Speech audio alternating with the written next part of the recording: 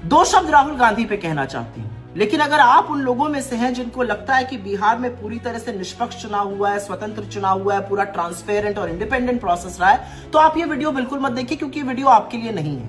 लेकिन अगर आप उन लोगों में से हैं जिनके अंदर ये समझदारी है, जिनको समझ में आ रहा है, जो देख रहे हैं और ये मानने को तैयार नहीं है कि 90% से ज्यादा स्ट्राइक रेट बीजेपी और उनके घटक दलों का नहीं हो सकता है, तो इस वीडियो को अवश्य सुनिए। अगर आपके मन में भी ये सवाल आता है कि इतने पलायन, इतनी बेरोजगारी, महंगाई और इतनी कानून व्यवस्था के ध्वस्त होने के बाद 90% स्ट्राइक रेट आना असंभव है, तो ये वीडियो असल में आपके लिए ही है। क्योंकि बिहार में जो चुनावी प्रणाली की धज्जियां उड़ाई गई है वो सारे देश के सामने है।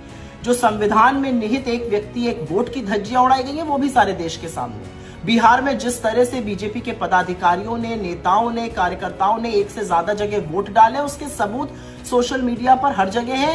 ये तो कुछ सबूत सामने आ गए, कितने ही और लोगों ने ये किया है अभी हमें नहीं पता है। और इसीलिए अगर आपके मन में भी यह सवाल उठता है कि 62 लाख वोट काटे गए और फिर 20 लाख जोड़ दिए गए, जिसमें से 5 लाख वो वोट थे जिन्होंने फॉर्म ही नहीं भरे थे, और आप एसआईआर पर सवाल उठाते हैं, तो आप सही सवाल उठा रहे हैं।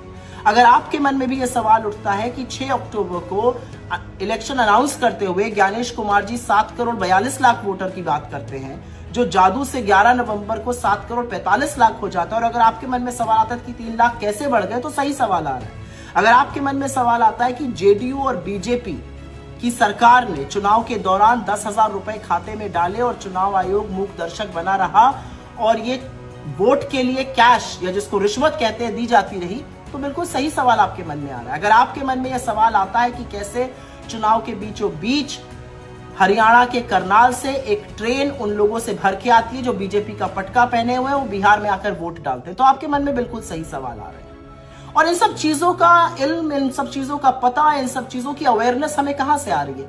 क्योंकि राहुल गांधी ने आरोप नहीं सबूतों के साथ वोट चोरी का कच्चा चिट्ठा इस देश के सामने खोलकर रख दिया है। राहुल गांधी ने सबूतों के साथ नरेंद्र मोदी और चुनाव आयोग की मिलीभगत को उजागर किया है।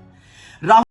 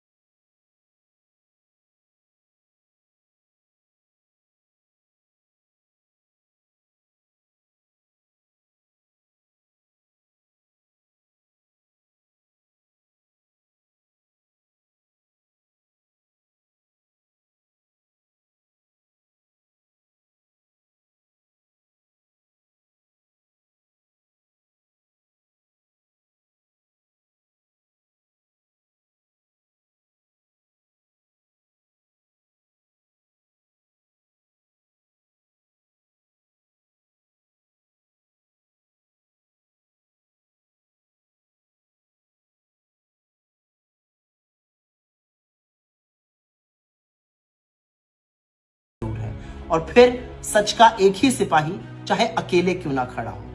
टू राहुल गांधी's credit, the country knows about vote chori today. The country knows how the system is being manipulated. The country knows what has happened in Bihar. And which is why to hold him responsible is what the BJP is doing. Don't fall in their false narrative.